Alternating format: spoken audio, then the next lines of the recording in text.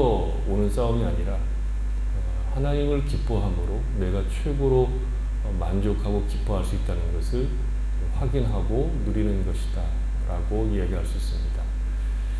로마서 12장 2절에 보면 너희는 이 세대를 본받지 말고 오직 마음을 새롭게 함으로 변화를 받아 하나님의 선하시고 기뻐하시고 온전하신 뜻이 무엇인지 분별하도록 하라 이렇게 권면하죠. 그러니까 하나님의 선하시고 기뻐하시고 온전하신 뜻을 분별하는 것이 신앙생활의 가장 기본이 되고 핵심이 된다는 것입니다. 그 일을 위해서 사도 바울은 이 세대를 본받지 말라라고 요구하고 있죠. 왜냐하면 이 세대가 가진 목적과 방향들은 하나님의 뜻과 맞지 않을 뿐만 아니라 정반대의 길로 가기 때문입니다. 그것을 지금 에베소서에서는 어둠의 일에 참여하지 말라라고 얘기하고 있는 것이죠. 오히려 어둠의 일을 책망하라고 말하고 있죠.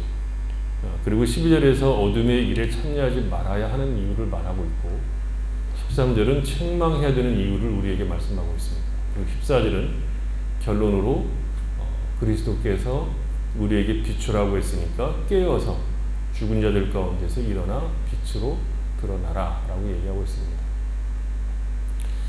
하나님을 기쁘시게 하는 것과 어둠의 일에 참여하지 않는 것이 가장 우선적으로 묶여있기 때문에 이 문제를 먼저 살펴볼 필요가 있습니다. 어둠에 참여하지 않는다 하는 것에 대해서 우리가 많은 오해를 할 수 있습니다. 기독교 역사 속에서 어둠에 참여하지 않는 것을 세상과의 분리로 보고 물리적으로 세상으로부터 자신을 분리시킨 사람들이 늘 있었습니다. 우리가 그걸 수도원주의자들이라고 얘기하죠.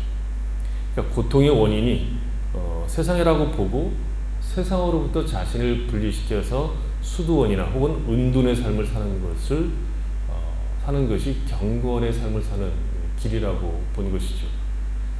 그러니까 복잡하고 더러운 문제들이 우리를 괴롭히는 세상으로부터 나를 분리시키고 싶은 마음이 우리에게도 늘 있습니다. 그런 마음이 늘 한 구석에 있다는 것이죠. 그러니까 이 복잡하고 더러운 세상으로부터 나를 분리시키면 내가 정화가 될 것 같다. 그런 생각을 하죠. 그래서 이 더러운 세상을 떠나면 내가 그래도 나름대로 괜찮은 삶을 살 수 있을 것 같다. 괜찮은 사람이 될 것 같다. 라고 이제 생각들을 조금씩은 하고 있다는 거죠.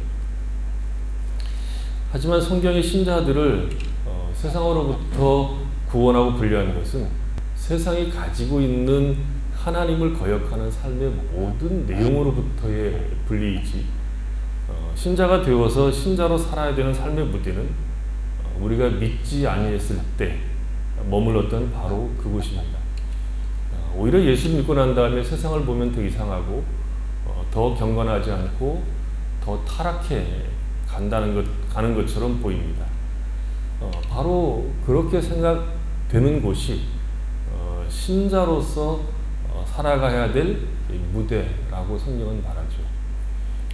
신앙생활이 어려운 이유가 뭐냐 그러면 이런 세상으로부터 도망갈 수 없는 오히려 그런 세상에서 예수를 믿는 사람으로 살아야 되기 때문에 어려운 겁니다. 고전 5장에 보면 사도 바울이 이 문제를 이렇게 다룹니다. 고전 5장 1절로 2절을 보면 너희 중에 심지어 음행이 있다 함을 들으니 그런 음행은 이방인 중에서도 없는 것이라. 누가 그 아버지의 아내를 취하였다 하는도다. 그리하고도 너희가 오히려 교만하여져서 어찌하여 통한이 여기지 아니하고 그 일 행한 자를 너희 중에서 쫓아내지 아니하느냐. 이렇게 되어 있습니다. 그리고 9절 보면 9절 이하를 보면 이렇게 나오죠. 내가 너희에게 쓴 편지에 음행하는 자들을 사귀지 말라 하였거니와 이 말은 이 세상에 음행하는 자들이나 탐하는 자들이나 속여 빼앗는 자들이나 우상 숭배하는 자들을 도무지 사귀지 말라 하는 것이 아니니 만일 그리하려면 너희가 세상 밖으로 나가야 할 것이라. 이제 내가 너희에게 쓴 것은 만일 어떤 형제라 일컫는 자가 음행하거나 탐욕을 부리거나 우상 숭배를 하거나 모욕하거나 술 취하거나 속여 빼앗거든 사귀지도 말고 그런 자와는 함께 먹지도 말라 함이라. 밖에 있는 사람들을 판단하는 것이야 네게 무슨 상관이 있으리오마는 교회 안에 있는 사람들이야 너희가 판단하지 아니하리요. 밖에 있는 사람들은 하나님이 심판하시려니와 이 악한 사람은 너희 중에서 내쫓아. 고린도 교회의 그 교회 안에 근친상간의 문제가 있었습니다. 사도 바울은 그런 사람들을 왜 교회 밖으로 쫓아내지 않느냐라고 꾸중을 하고 있는 것이죠. 그런 사람들은 제명시키고 출교시켜서 그들과 전혀 사귀지 말라고 얘기하고 있습니다. 거기까지만 이야기를 하면 신자들의 삶을 오해할 수 있다는 거죠. 사도 바울이 강조하는 것은 교회 안에 있는 자들, 신자라고 말하는 자들이 음행하고 우상숭배를 버젓이 하고 그러면서도 신자라는 자리를 지키고 있는 사람들, 신자라고 우기고 있는 사람들과는 사귀지 말라는 겁니다.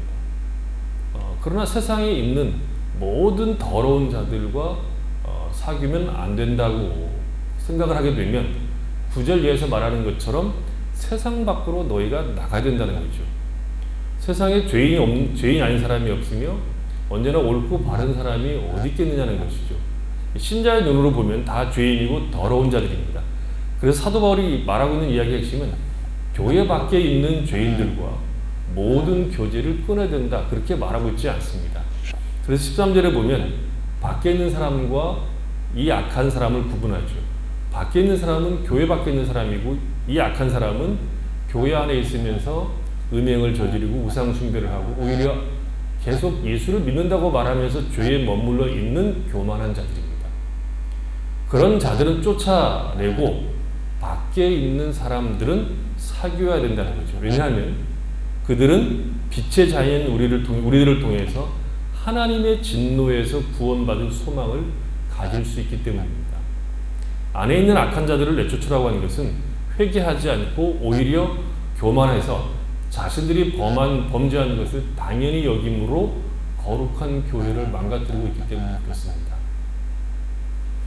예수님이 이 땅에 오셔서 누구를 찾아다니셨습니까?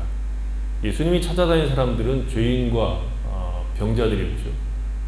반대로 예수님에게 욕을 직사게 먹은 부류가 어떤 부류들이었습니까? 자기들은 의롭다고 생각했던 바리새인들입니다. 그러니까 예수님은 건강한 자들에게는 의사가 필요 없고 병든 자들에게 의사가 필요하듯이 나는 죄인을 부르려고 왔다라고 말씀하셨습니다. 그래서 예수님 주변에는 늘 죄인들이 함께 있었고 늘 그들과 함께 식사를 하셨기 때문에 그 당시 의인이라고 생각했던 바리새인들이 예수님을 못마땅하게 생각했던 것이죠. 여기에 답이 있는 겁니다.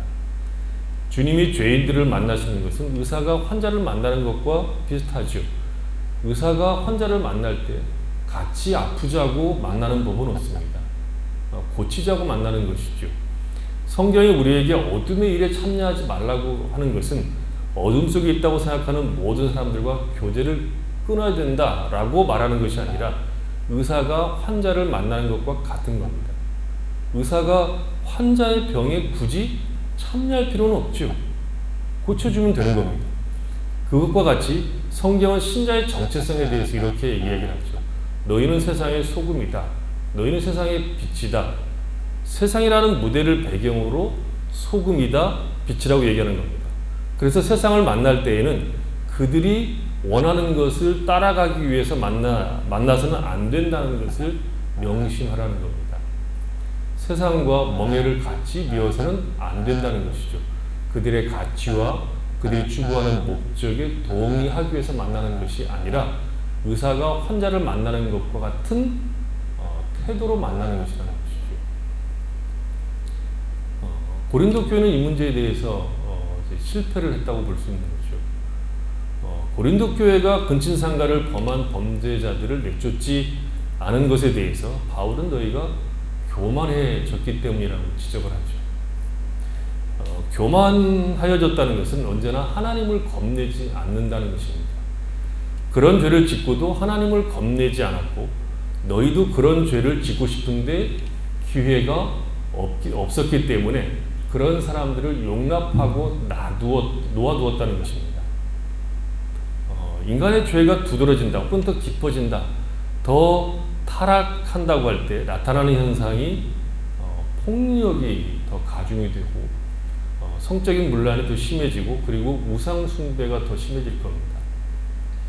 우상 숭배라고 하면 초월적 존재에 대한 이해와 숭배 그리고 자기 숭배입니다. 자기 만족, 자아 만족. 요즘처럼 우상 숭배가 득세하는 때도 거의 드물다 볼 수 있죠. 요즘은 자기 자신을 가장 우선시하는 우상 숭배에 젖어 있다고 볼 수 있습니다. 그리고 우리가 살아가고 있는 사회는 성적인 타락이 훨씬 더 깊어지고 있고 예수 믿는 사람들 입장에서 보면 탄식을 자아나게 할 정도입니다. 성문제는 옛날에도 있었지만 그 도가 더 심해지고 더 노골적으로 드러나고 있다는 것이죠. 신자는 그런 죄가 노골적으로 드러나고 있는 세상 가운데 살아가는 겁니다. 문제는 죄가 노골적으로 드러날 때 우리의 양심도 약해지고 우리의 기준도 더 낮춰질 수 있습니다. 큰 범죄를 보고 나면 작은 범죄는 범죄와 같지도 않게 생각할 수 있습니다. 신자의 삶이 어려운 이유는 명백하죠. 세상에 살면서 그들과 함께 살아가면서 세상의 사고방식이나 세상의 말들이나 행동에 전혀 상관하지 않아야 되기 때문입니다. 세상을 벗어나서 도망을 가서 신앙으로 사는 것은 훨씬 쉬울지 모르죠. 그렇게 신앙으로 사는 것이 아니라 죄인들 속에서 죄인들과 사귐을 갖되 죄인들이 가지고 있는 사고방식과 삶의 내용과 다른 방식으로 삶을 살아가야 되기 때문에 어려운 겁니다. 어두움의 일에 참여하지 않으면서 빛을 비추어야 하는 것이 신자의 숙제입니다. 여기가 우리가 늘 갈등하고 넘어지고 하는 부분들이죠. 신자들인 우리의 모습을 각자 보면 대단히 연약하지요.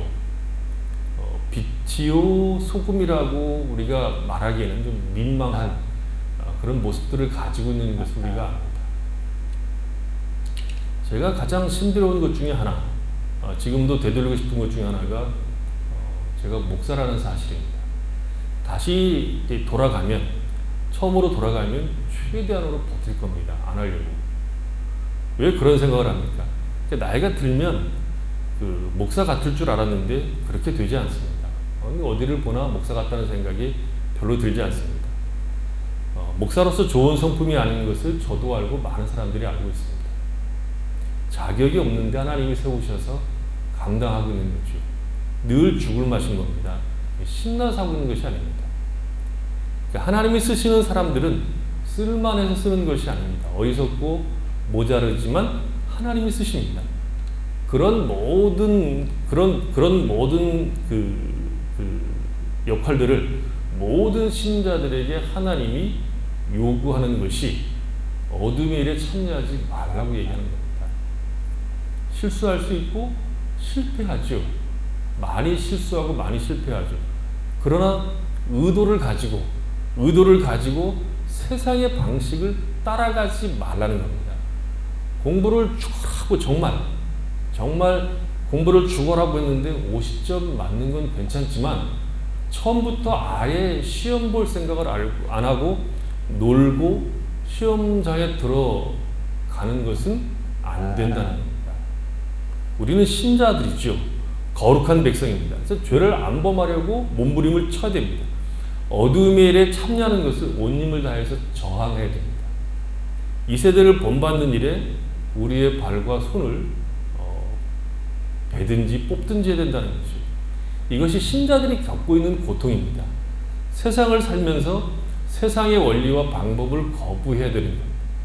생명과 진리가 하나님으로부터 오는 것을 보여야 하는 것 때문에 신자들의 삶은 대단히 고단하고 갈등 가운데 있는 삶이라고 말할 수 있습니다. 사도 바울은 한 걸음 더 나가지요. 어둠에 참여하지 않아야 될 뿐만 아니라 오히려 책망하라고 요구하고 있습니다. 책망한다는 것은 단순하게 꾸짖고 잘못했다라고 비난하는 것이 아닙니다. 일반적으로 책망한다는 것은 꾸짖고 잘못했다고 비판하는 것이라고 생각을 하죠. 당신은 잘못을 했고 죄를 졌다고 엄하게 꾸중하는 것이라고 생각하는데 그 뜻이 아닙니다. 책망한다는 것은 증거를 방편으로 납득시킨다는 것입니다. 조명과 이해를 제공함으로써 납득을 시킨다는 것이죠. 그가 하고 있는 일, 그가 처해 있는 전체 상황에 빛을 비추는 겁니다. 악한 일 자체만을 비난하는 것이 아니라 복음의 빛 전체를 통해서 자신의 일을 비춰보게 하는 것이 책망입니다. 그 순간만 보게 하지 말고 앞뒤를 다 보여줘서 자기가 가려고 하는 방향, 자기가 하려고 하는 일이 무엇인지를 밝혀주는 것이 책망입니다. 빛이 되라는 것이고 그것을 던져주라는 겁니다. 이 부분에서 제일 많이 실수한 부류가 누구냐 그러면 바리새인들이죠. 바리새인들은 언제나 숨어 있다가 누가 잘못하면 튀어나와서 너 이렇게 잘못했지 지적질을 함으로써 자신들의 우월성을 증명한 자들입니다. 그러니까 사람을 고쳐내고 살려내는 것이 목적이 아니라 실패했다고 외침으로 자기는 거기에 속한 자가 아니라는 증거로 삼은 겁니다. 책망한다는 것은 이런 것과는 거리가 있는 것이죠. 살려내는 겁니다. 그런 차원에서 어둠의 일이란 거짓말하고 도적질하고 살인하는 것이 전부가 아니라 죽이는 일이 이 어둠에 참여하는 겁니다. 죽이는 일이라고 하는 것은 상대방의 인격을 무시하는 비방과 헐뜯음과 상처를 내는 일을 말하는 겁니다. 하나님의 성품, 곧 자비와 사랑과 긍휼과 용서와 기다림에 동참하는 것은 어둠의 일에 참여하는 것의 반대라고 볼 수 있죠. 교회의 궁극적인 목적이나 사명이 무엇이냐라고 얘기할 때 선교하고 구제하고 사회봉사하는 것이 1차적인 것이 아닙니다. 그것이 있지만 교회가 존재하는 궁극적인 목적이 아닙니다. 누구를 향하여 그 사람의 결점을 지적함으로 자신의 우월감을 증명하는 일이 교회 안으로 들어오는 것을 결사적으로 막으면서 기다리고 용서하는 하나님의 마음을 알아가는 것이 목적입니다. 누군가 아프고 누군가 실패하고 누군가 죄의 노예가 되고 누군가 죄의 사슬에 매여 묶여 있는 것을 안타까워하고 애통해야 하지, 그것을 지적함으로 자신의 우월감을 확인하지 않는 사람으로 우리가 커가고 성숙하기 위해서 교회로 모이는 겁니다. 교회는 조직이 있기 때문에 여러 가지 직분들이 있죠. 그 직분들이 하는 일이 1차적으로 일하는 것이 목적이 아닙니다. 직분을 주었다는 것은 죽도록 충성해서 일하라는 것이 가장 중요한 내용이 아니라 우리와 함께 하는 자들이 나와 경쟁 상태에 있지 않고 사람을 죽이지 않고 기다리며 살려내는 일을 하라고 세운 겁니다. 바리새인들이 사람들을 겁나게 많이 죽였습니다. 어떻게 죽였죠? 먼저 주둥아리로 죽였습니다. 그 다음에 슬쩍 쳐다보는 눈빛으로 다 죽여버렸습니다. 누구의 죄를 보고 누구의 약점을 보고 누구의 실수를 보고 분석하고 입바른 소리를 하는 것이 아니라 참고 인내하고 기다려주는 것이 우리가 해야 될 일입니다. 모세가 가나안 땅에 못 들어간 이유가 있죠. 가나안 땅에 거의 다 다다른 무렵, 조금 있으면 들어가게 된 그런 무렵쯤에, 그러니까 40년에 거의 다 차서 이제 조금만 있으면 가나안 땅에 들어가는데 이스라엘 백성들이 물이 없다고 이제 아우성을 쳤어요. 그래서 하나님께서 모세에게 이번에는 지팡이로 반석을 가리키라고 그랬습니다. 반석을 가리키면 거기에서 물이 나올 것이다. 그렇게 얘기했는데 모세가 성질을 냈어요. 성질을 내면서 내가 너희에게 물을 주랴 그러고 성질을 내면서 반석을 2번이나 쳐서 물이 나오게 합니다. 이 부분 굉장히 신기합니다. 놀랍죠. 그리고 하나님이 어떤 분이신가를 생각하게 하는 장면입니다. 가르치면 된다고 했는데 모세가 승질을 내면서 반석을 2번 쳤는데도 하나님은 그대로 물을 주십니다. 참 놀라운 하나님. 근데 하나님의 크심과 넉넉함이 어느 정도인가를 알 수 없을 만큼 참 놀랍습니다. 그러고 난 다음에 반석을 2번 친 모세에게 하나님께서 벌을 주죠. 무슨 벌이죠? 너는 가나안 땅에 못 들어간다. 이유가 뭡니까? 하나님의 집에 사환으로 부름받은 주제에 왜 내 새끼들에게 성질 내시냐 이거예요. 왜 내 새끼들에게? 제 생각에 모세하고 이스라엘 백성 전부하고 무게를 달면 모세가 더 무거울 것 같다는 생각이 들지요. 신앙적으로 보면. 그런데 하나님은 왜 내 새끼들에게 너 성질 내고 지랄이냐 그럽니다. 그래서 너 못 들어가 그러십니다. 못 들어간 이유는 또 다른 신학적인 이유가 있긴 합니다. 교회란 바로 그런 하나님의 자녀들이 죄송하지만 지랄들을 떠는 곳입니다. 하나님의 새끼들이 못난 짓을 하는 것을 거기에 우리가 존재하면서 용납하고 이해하고 그 아픔들을 받아내고 기다리고 누군가의 연약함과 죄악 때문에 애통함을 배우는 것이 교회입니다. 우리가 모두 안고 있는 가장 큰 병이 뭐냐 그러면 똑똑하다고 생각하는 거죠. 똑똑한 것이 갖는 가장 큰 병은 뭐냐면 자존심을 허물지 못한다는 겁니다. 사랑과 용서가 행해지는 그 일들이 이루어지기에 가장 나쁜 조건을 가지고 우리가 모여 있는 곳입니다. 다 잘난 겁니다. 다 잘난 사람들이 모였습니다. 누가 우리를 고쳐낼 수 있습니까? 누가 우리를 온전하게 할 수 있습니까? 우리의 마음은 쉽게 자기를 방어하고 대응할 변명을 찾고 또 누군가 어떤 일을 잘못하면 코웃음을 칠 준비가 되어 있습니다. 그런 모습을 보이거든 무릎을 꿇고 하나님 앞에 항복할 마음을 달라고 하셔야 됩니다. 하나님을 사랑하고 이웃을 사랑하게 해달라고 기도해야 됩니다. 그것이 없으면 우리는 어둠의 일에 참여하게 됩니다. 천사의 말을 하고 산을 옮길 만한 믿음이 있어도 어둠에 잡혀 들어갈 수 있습니다. 이번 코로나로 입원했을 때 저를 가장 많이 힘들게 한 사람, 저랑 가장 많이 통화한 사람이 이성훈 선교사입니다. 아침 저녁으로 전화를 해서 상태를 묻고 그 다음에 숙제를 계속 내줬습니다. 폐가 망가졌으니까 폐가 회복이 되니까 호흡을 이렇게 저렇게 하는 연습을 해야 한다고 얘기하고 폐가 문제가 있으니까 가능하면 숨을 길게 들이쉬고 풍선을 불듯이 뿜어야 된다. 그 연습을 많이 해야 된다. 이렇게 얘기를 하고 얼마나 그것을 했는지 체크하고 산소 포화도가 몇이냐 이렇게 물어보고 하여간 그랬습니다. 고맙죠.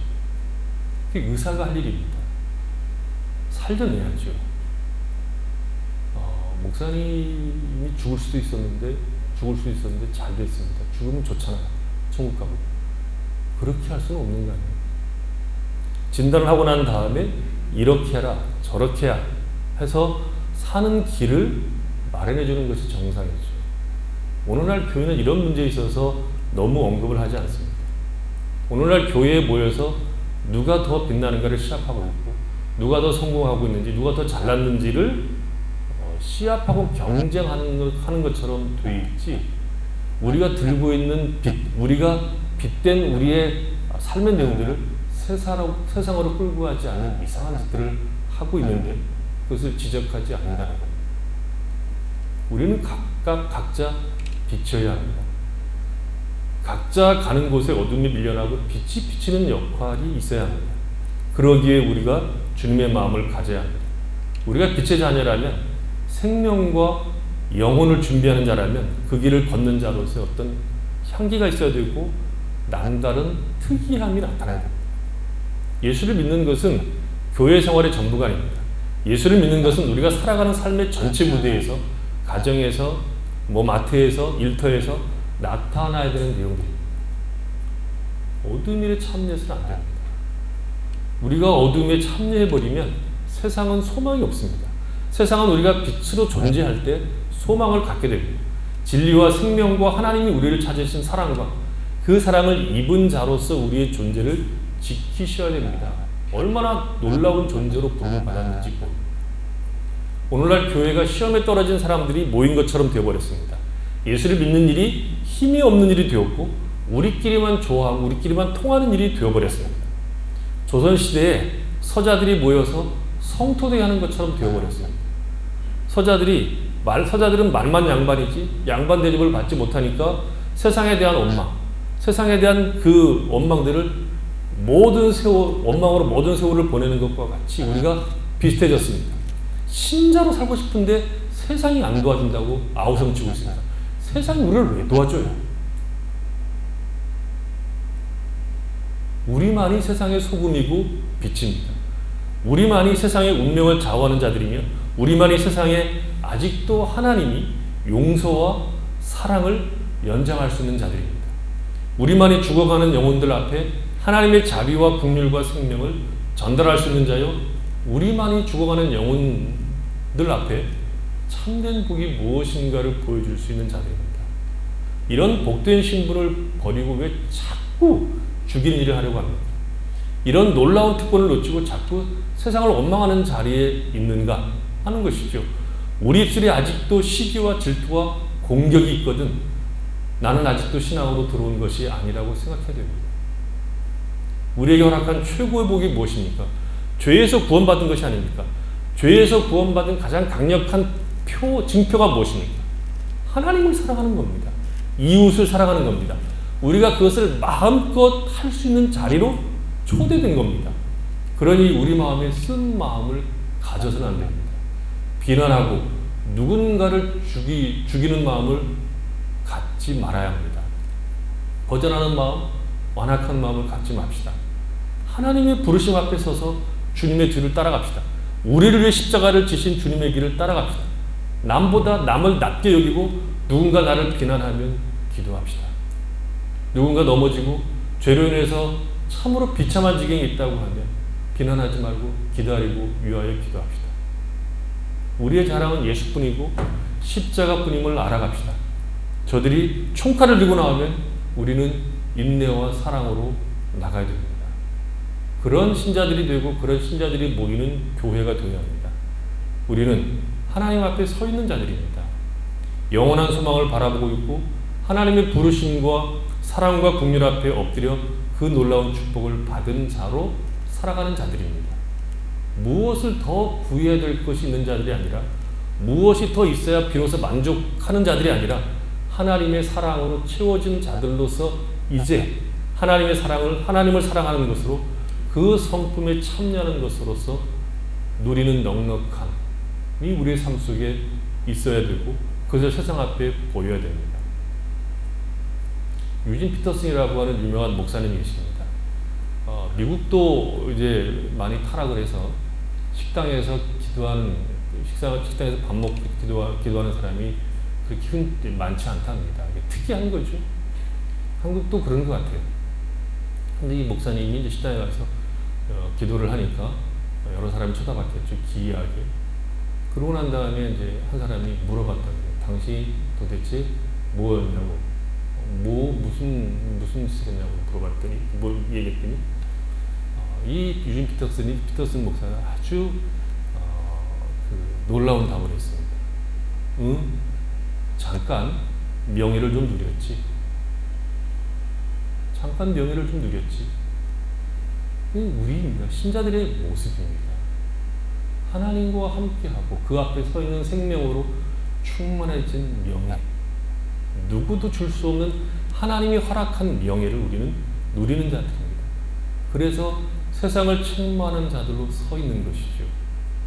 잠자는 자여 깨어서 죽은 자들 가운데 일어나서 죽은 자들 가운데서 생명을 가지고 있는 자가 누리는 여유와 풍성함을 드러내는 겁니다. 그게 우리의 신분입니다. 죽은 자들 가운데 우리는 산 자들이요 하나님의 생명으로 풍성한 자들이요 그의 명예를 가지고 있는 놀라운 자들입니다. 그것을 용서와 기다림과 인내와 사랑으로 하나님의 성품에 참여한 자로서 살아감으로 세상 앞에 하나님이 존재하시며 복을 주시고 있다는 것을 증거하는 이 놀라운 명예. 명예를 좀 누렸지. 이 명예를 우리의 삶 속에서 매 순간 누리는 성도들이 되시기를 바랍니다. 기도하겠습니다.